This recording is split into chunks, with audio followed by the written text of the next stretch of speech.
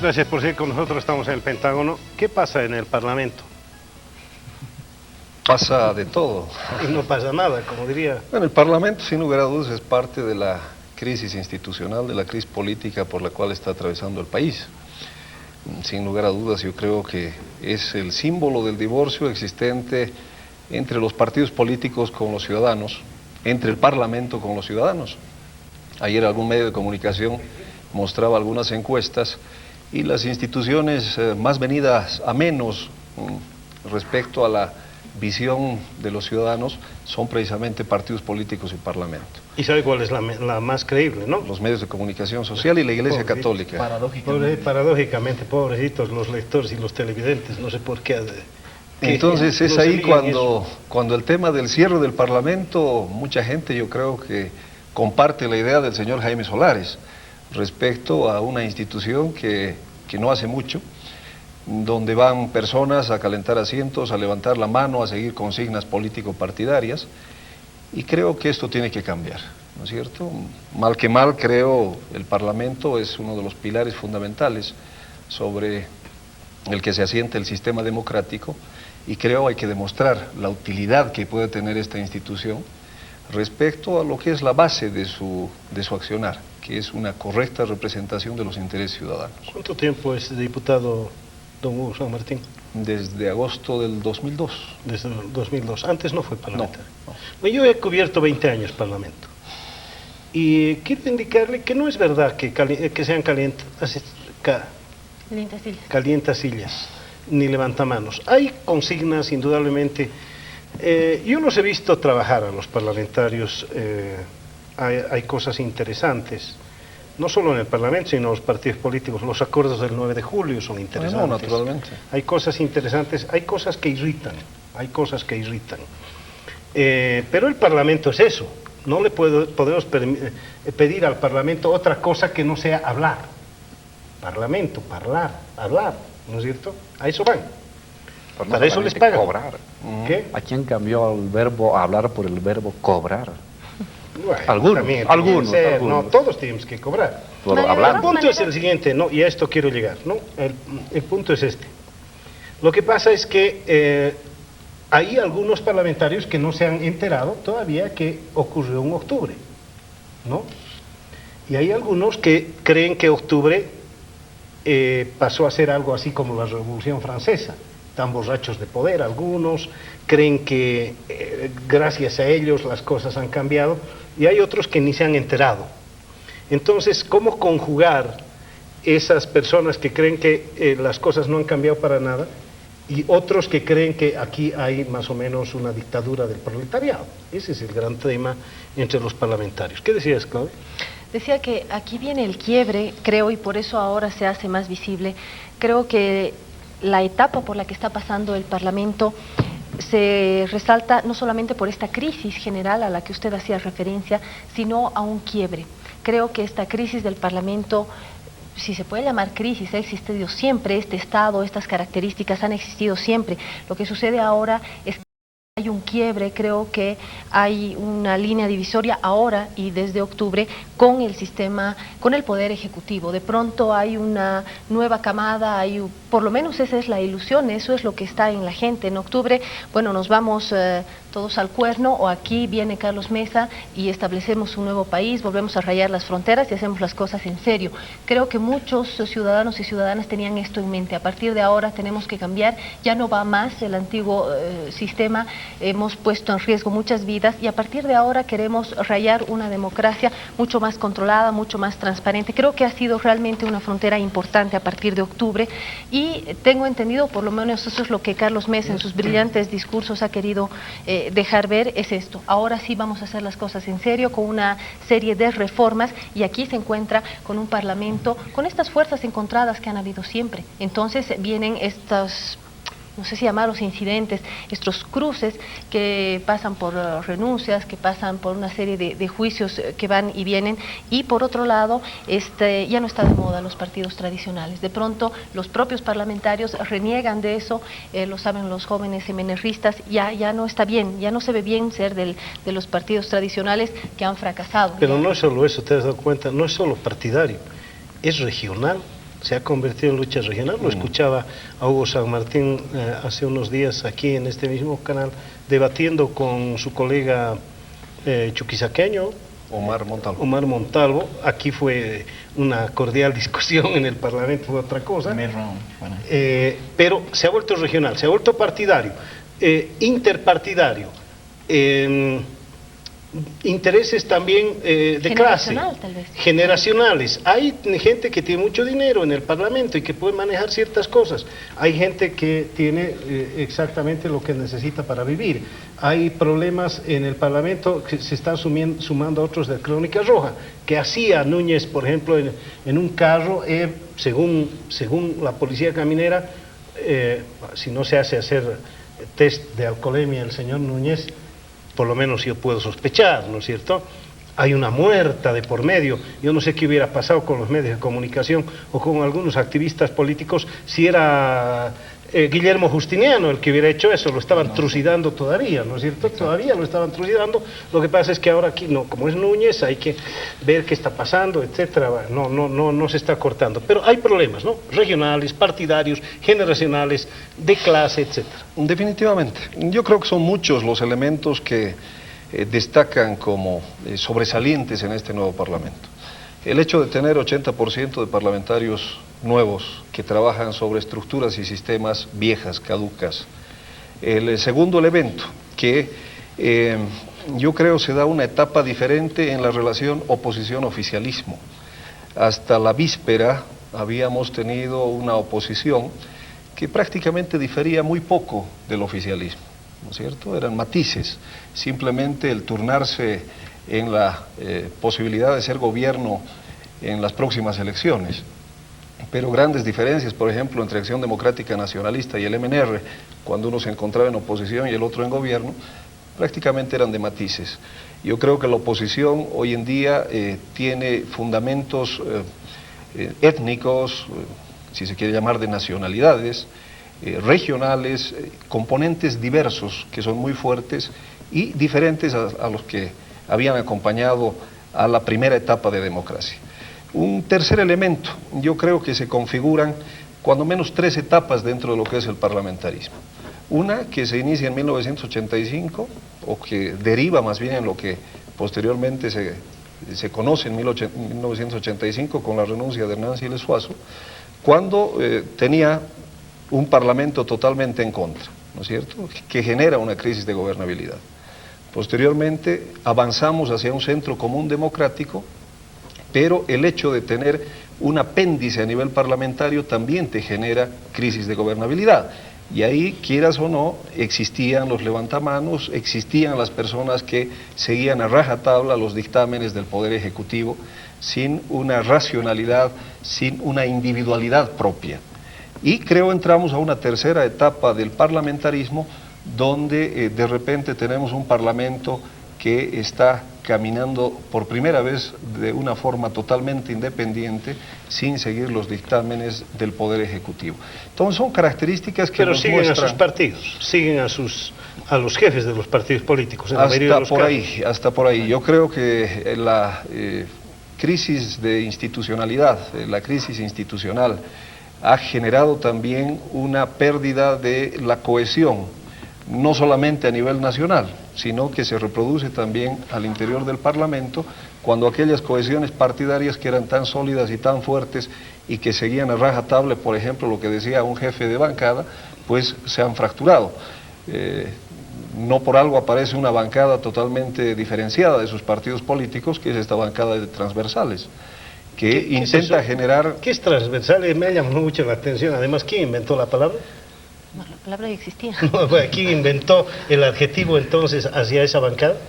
No sabría decirte quién la inventó, pero en todo caso la transversalidad quiere señalar que son personas que provienen de los diferentes partidos políticos que intentan cambiar, ya sea al interior de sus partidos políticos o al interior del Parlamento, lógicas de acción, pautas de comportamiento que habían regido en estos últimos 22 años de democracia, aprovechando la oxigenación en la cual estamos. Es muy difícil, por ejemplo, y chocamos permanentemente al interior del MNR en tratar de que el MNR no solamente hable de democracia hacia afuera, sino que también la practique internamente. ¿Qué sigue siendo del MNR?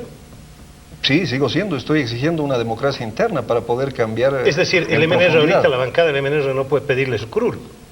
No podría pedirle su curul en el marco de lo que es la ley de partidos políticos, porque eso dice la ley, ¿no? Si usted se aparta de los postulados del MNR, su partido podría pedirle su curul. Pero la ley de partidos políticos también señala como un elemento central el que tenemos partidos políticos democráticos que ejercitan la democracia interna, y lo que yo estoy haciendo es pedir una democracia al interior del partido que sea avalada en su transparencia por la Corte Nacional Electoral y que no participen dirigentes cuestionados, por ejemplo.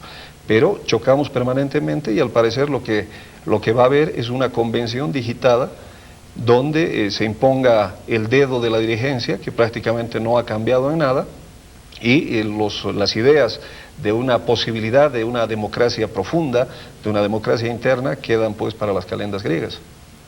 A mí me gustaría ensayar una serie de hipótesis para ayudar a explicar esta situación compleja del Parlamento, ¿no? Un primer elemento que yo mencionaría es el quiebre, no sé por cuánto tiempo, de lo que se denominó la democracia pactada, es decir, la construcción de gobernabilidad del Ejecutivo, la eficacia de las decisiones del Ejecutivo con respaldo parlamentario a partir de la formación de mayorías parlamentarias. La mayoría parlamentaria daba estabilidad al Ejecutivo y el Ejecutivo tenía una palanca de transmisión de sus decisiones y de sus propuestas de ley a partir de esta fidelidad del Parlamento y de los partidos que estaban ahí adentro. Claro, todo eso aceiteado, ya sabemos cómo, el famoso hombre del maletín negro, que no es una broma, sino que era correcto, es decir, muchos parlamentarios tenían mejores ingresos incluso que su sueldo de parlamentario por esta subordinación y esta prebenda que circulaba desde el Ejecutivo hacia el Legislativo para aprobar leyes, para aprobar propuestas que venían del Ejecutivo. Eso se quiebra. En un paréntesis anecdótico, dice que un hotel cercano también agradecía mucho las habitaciones cercanas al Parlamento, ¿eh? Y ahora debe estar un poco en crisis, supongo, ¿no? Ya no hay, ¿no? Ya no hay hoteles. Esto es un elemento importante porque tenemos un Ejecutivo que no se sostiene por la mayoría parlamentaria. De hecho, es un Ejecutivo que no tiene mayoría parlamentaria, que se sostiene por un apoyo social muy grande, ¿no? Que va a ir bajando de a poco, eso es no normal, y una especie de apoyo circunstancial y temático de distintas brigadas parlamentarias o de individuos de las brigadas parlamentarias que apoyan tal cosa, la rechazan. Este es un primer elemento a tomar en cuenta, importante para la situación política, aunque riesgosa. No sé cuán duradera podrá ser esta forma de estabilidad política. Más creo que vamos a acercarnos a un parlamento que comienza a adquirir, como ya lo hacemos. Hace 3 meses las palabras del señor Bacadíes eran muy distintas al enseñoreamiento con el que lo oímos hoy en día. Antes pedían perdón, ahora ya casi nos dan órdenes. Y seguramente eso va a irse cristalizando más y vamos a tener un parlamento con mayor personalidad o bloques con mayor personalidad presionando al Ejecutivo y quizás bloqueando muchas de sus decisiones. Entonces, a partir de este elemento de fin de esta democracia pactada o de gobernabilidad basada en coaliciones parlamentarias mayoritarias, las fronteras entre oposición y oficialismo se vuelven difusas. Se puede ser del oficialismo a partir de apoyar una decisión del presidente, pero simultáneamente ser de oposición porque se está en contra de otro decreto. Y eso van a ser las brigadas y los propios parlamentarios. No hay claramente delimitado quiénes están con el gobierno y quiénes están en contra del gobierno, ¿no? Va a ir en función de temas. Y como el Ejecutivo ha renunciado a asegurar fidelidades en base al soborno, el apoyo de las bancadas o de los parlamentarios al Ejecutivo van a estar basados en otro tipo de presiones, quizás la conciencia, ojalá sea la conciencia, pero también pueden ser presiones de tipo empresarial, presiones de cálculo político, en fin. Entonces, este es un segundo elemento, el carácter difuso de las fronteras entre oposición y oficialismo. El tercer elemento Es lo que se mencionó acá, la crisis de los partidos tradicionales. Ciertamente estamos asistiendo a un fin, al menos de un ciclo de liderazgos. Es muy difícil pensar un próximo gobierno de un Jaime Paz Zamora, o de un Sánchez de Lozada, o de un Johnny Fernández, o de un Manfred Reyes Vila. Es muy difícil, quizás se dé, pero es bastante difícil, y eso está llevando a que los miembros o a las potenciales liderazgos que estaban anidados dentro de sus partidos comiencen a intentar sacar cabeza, mostrarse como continuadores. No has mencionado en la imposibilidad de gobiernos ni a Tuto Quiroga ni a Evo Morales. ¿Lo has hecho por no alargar tu intervención o conscientemente podría darse la conscientemente, porque creo que merecen un tratamiento especial. Bueno. Merecen un tratamiento especial esos otros dos líderes políticos, ¿no? Los dejo de momento. Que no se alegre tanto tutorial. Ahorita abordamos. Lo que me preocupaba es la exclusión de Felipe Quispe. Ahorita No merecen existe, otro. pues, ya, ¿no? Desde el punto de vista del voto, serán muy ordenados, como nos dijo Álvaro en la anterior, pero desde el punto de vista del voto... Tiene 6%. Luego, el otro elemento importante para entender el problema de la crisis parlamentaria es la creciente extraparlamentarización de la política. Estamos asistiendo a un momento en que la política no se está decidiendo tanto en el Parlamento, se está decidiendo o en la calle, los bloqueos, en los movimientos sociales, o en el comiteísmo o el corporativismo empresarial. Entonces hay una especie de... Antes el Parlamento era un centro de la política porque todos los sectores de élite de este país hacían converger sus intereses en el Parlamento. Tenían sus propios partidos, tenían a sus representantes y canalizaban apoyos económicos para esos partidos.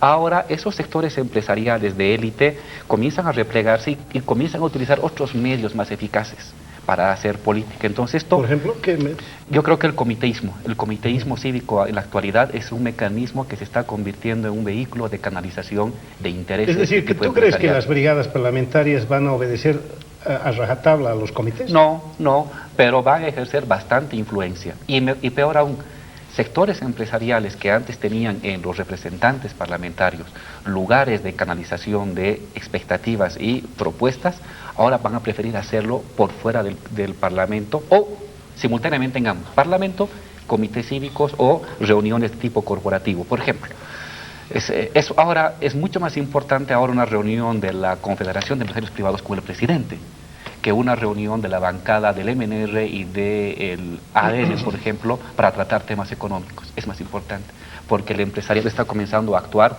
se está comenzando a autorrepresentar y no tanto a usar los partidos como lugares de canalización de expectativas. Esto está generando sin duda desconcierto, confusión, este reacomodo que menciona Hugo. A mí me preocupa que en este reacomodo y desconcierto que está prevaleciendo en el ámbito parlamentario, lo que vaya a dar porque a excepción de la bancada del MAS, que es la única más sólida, que no se ha desmoronado como el resto de las bancadas están optando por intereses mucho más particulares o cálculos más cortos, y me preocupa que eso vaya a impedir y a bloquear gran parte de las medidas del presidente de la República, especialmente Asamblea Constituyente y el debate sobre ley de hidrocarburos. Soy un poco pesimista respecto a la rapidez con la que se vaya a abordar esos temas, y de ahí, con esto concluyo, quizás sea importante generar una especie de octubre también en el Parlamento. Bolivia tiene 3 poderes del Estado: ejecutivo, legislativo y judicial. Ha habido un octubre en el ejecutivo, se ha cambiado al presidente, pero no ha habido un octubre en el legislativo. Ojo, estoy hablando de un octubre en términos institucionales, un reacomodo de fuerzas, un reacomodo de presidencias, un reacomodo de correlación y de posicionamientos políticos. Y el tercer reacomodo que se requiere a mediano plazo o a corto plazo es un octubre también en el poder ejecutivo, judicial, que es sin duda el poder más conservador y en gran parte más corrupto que todavía queda del Estado boliviano. Yo creo que el tema de la política nacional no tiene tanto que ver con el comiteísmo o el parlamentarismo, sino más bien con el analismo, ¿no? Es decir, cuando escuchamos el tema de octubre, un poco me da la impresión de que nos sometemos a la tentación de pensar de que hemos llegado al fin de la historia y que la Nueva Jerusalén se acerca, un poco olvidando que los consensos que se han logrado en el pasado, muchos de ellos han servido. Es decir, octubre ha sido suficiente para borrar y para hablar de un quiebre así taxativo y tácito de la democracia, de la representación, de la democracia delegada, etcétera, etcétera. Yo pienso que un poco nos olvidamos porque estamos criticando más los mecanismos que generan los consensos entre el Estado y la sociedad antes que ver los propios consensos. Y lo que creo que ha entrado en crisis en realidad ha sido esos pactos que existían entre el Estado y la sociedad, y no tanto los mecanismos que generaban esos pasos. Y por eso recuerdo lo que tú siempre haces alusión, Mario, los pactos del 92, ¿no? Ahí el mecanismo del rodillo, para decirlo en términos crasos, o de la democracia pactada, para decirlo en términos suaves, han funcionado bastante bien para representar esas demandas que tenía la sociedad. En octubre ya han dejado de funcionar, y como les digo, no es el mecanismo, sino es el consenso el que está entrando en crisis. Entonces me parece que un poco la realidad actual del Congreso no tiene mucho que ver con la imposibilidad de generar otra vez esos pactos de gobernabilidad en torno al centro de gravedad que era un presidente, sino más bien de la incapacidad de poder cambiar o modificar la delegación de la representación, que es ese consenso que ha entrado en crisis. No es que la gente ya no le sirvan lo que pueden hacer los partidos en el Congreso. Lo que pasa es que la gente no se siente representada por esos partidos, por la forma en cómo se ha usado esa delegación de la representación desde las elecciones municipales hasta las elecciones nacionales. Cada vez que se vota por un concejal alcalde, o cada vez que se vota por un tipo alcalde, no se lo elige directamente, sino hace que las componendas de estos pactos y del sistema político que tenemos vigente hagan que el voto no sea representado directamente, el voto no ejerza, digamos, a una representación directa de la sociedad. Siempre cuando votamos en elecciones municipales o nacionales al presidente, lo descubrimos en el Hotel Presidente, porque se reúnen ahí y deciden hacer el pacto para ver quién gana, y en el Consejo lo mismo. Entonces me parece que el tema tiene que ver más con esos consensos que ya están debilitados antes que con los mecanismos que... Pero el mecanismo fue irritante en su momento, ¿no? Demasiado irritante. Pero funcionó también, ¿no? No hay que ser injustos con eso. ¿Puedo hacer un pequeño apunte? En realidad, observaciones más anecdóticas, ¿cierto? Pero creo que a través de ellas se pueden ver las actitudes que son pequeñas muestras de actitudes tradicionales que siguen haciendo daño al Parlamento. A mí se me ocurre pensar, por ejemplo, en el poder acceder a los parlamentarios. Los diputados son inaccesibles cuando se tiene que hacer una investigación y se tiene que entrevistar a los diputados. Ustedes, los diputados, son inaccesibles, y lo serán en función de los partidos. Los del MNR, lo puedo comprobar, o de ADN, partidos tradicionales, son más inaccesibles que nuevos partidos. Un ejemplo. Perdón, un segundo una cosita ejemplo, sobre ese tema. Inaccesible a una entrevista. Diputado, tenemos que entrevistarlo. Los del MNR no, uno del MAS sí, al final uno tiene todos los del MAS. Y no se ve que no vas al Parlamento, te ruegan algunos para salir bueno, hay otras experiencias, ¿no? Yo pensé que te referías a la inaccesibilidad con la gente, más bien. No, con entrevistas me refiero no a llevar una cámara de un investigador que tenga que hacer una entrevista a nivel latinoamericano sobre el sistema parlamentario. Son inaccesibles, y lo serán en función de los partidos y de sus viejas estructuras. Se me ocurre un segundo ejemplo. Cuando se quiere aprobar una ley en torno al SIDA, se quiere brindar información a los parlamentarios sobre este tema. Dios hizo ayuda para llevarlos a algún lugar y darles la información en torno al SIDA. Se me ocurre un tercer ejemplo. Un diputado de un partido X que va con una caricatura de periódico a hacer campaña a otras bancadas, a otros partidos, para que se tome una determinada decisión en torno a la ley de ejecución de penas, haciendo una política, pues una subpolítica en el interior del Parlamento que no responde a estas leyes de bancadas, donde un MNRista va a hacer política y va a hacer una pequeña campaña en el MAS, donde en muchos casos las orientaciones disparan hacia todo lado. Y para concluir, un Parlamento donde seguimos teniendo escenas de boxeo, y hay actores del Parlamento que nos dicen, bueno, señor, ¿de qué se escandalizan si eso sucede hasta en las canchas de fútbol? Entonces, ¿dónde estamos, no? Hasta en las mejores familias.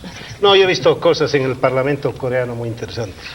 Bueno, respecto a lo inaccesible, sí. Yo creo esto tiene que ver con el divorcio que existe con el sentir ciudadano, principalmente. Para darte un ejemplo, he tratado de ser accesible en mi circunscripción y he sido criticado por los propios miembros del Parlamento, de mi bancada. He propiciado la primera consulta popular para saber cómo tenía que votar en el Parlamento. Esto lo hice en ocasión Cuando mi partido quería que se vote para defensor del pueblo por una persona que veíamos en los medios de comunicación y la ciudadanía nos estaba demostrando de que iba por otro camino. Y pensaba si era yo el equivocado y quise comprobarlo, hice la consulta popular en mi circunscripción y un 54% de la gente me dijo por dónde tenía que ir. Y la verdad no estaba equivocado en ese momento.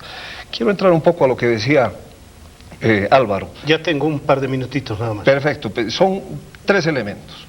Primero, que la crisis del Parlamento, creo, se basa en que los espacios de deliberación y decisión están en otros espacios, ¿no es cierto?, en otros lados.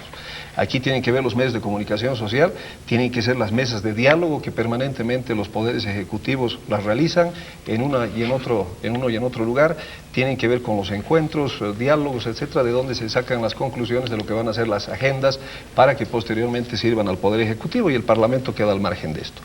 Lo segundo, creo que aquí hay una labor de colegislación con el Poder Ejecutivo. Vale decir, ya no es el Poder Legislativo el único legislador. Para darte en cifras, Mario, el Poder Ejecutivo manda en 1998 al 2000 54 proyectos de ley, los diputados plurinominales 87, los uninominales 144 y el Senado 31 proyectos de ley, de los cuales el 60% del Ejecutivo son aprobados, apenas 16% de los diputados uninominales, 17% de los senadores y el 5% de los plurinominales, lo cual te demuestra de que los proyectos de ley aprobados son los que vienen del Poder Ejecutivo y no los que surgen del Poder Legislativo. Un tercer elemento, las viejas prácticas, el contubernio, la negociación antes que el debate, ¿no es cierto? Y creo que este es un elemento que demerita el accionar parlamentario, porque permanentemente vamos a tener negociaciones en los pasillos donde están los jefes de bancada, pero el debate que debería hacerse en el Pleno no se lo realiza. Y finalmente, creo que aquí bien se ha dicho, no ha existido un octubre en el Parlamento, no se ha sabido dimensionar por parte de muchos actores parlamentarios lo acontecido en octubre. Y creo, en muchas partes del mundo, constitucionalmente, donde hay un cambio de presidente, también existe un cambio del Parlamento. Lastimosamente, esto no sucede aquí en Bolivia, no está prevista esa situación, pero sería lo más lógico, porque estamos actuando con un Parlamento totalmente deslegitimado. La correlación de fuerzas no es, pues, en este momento la que existía hace 2 años atrás, hace 1 año y medio atrás. Estamos viendo la misma encuesta que estoy señalando hace un momento, los 3 partidos que en este momento tienen 25, 30% de los parlamentarios apenas tienen la preferencia ciudadana de un 5, de un 6%. Entonces creo que son temas que hacen a esta crisis en la cual estamos, pero al mismo tiempo están propiciando, si se quiere, un espacio de oxigenación para el propio Parlamento y para los propios partidos políticos que tienen que ponerse a la altura de las circunstancias. Bueno, nos tenemos que ir. Les agradezco mucho y sobre todo, Claudia, gracias, como siempre, a ti.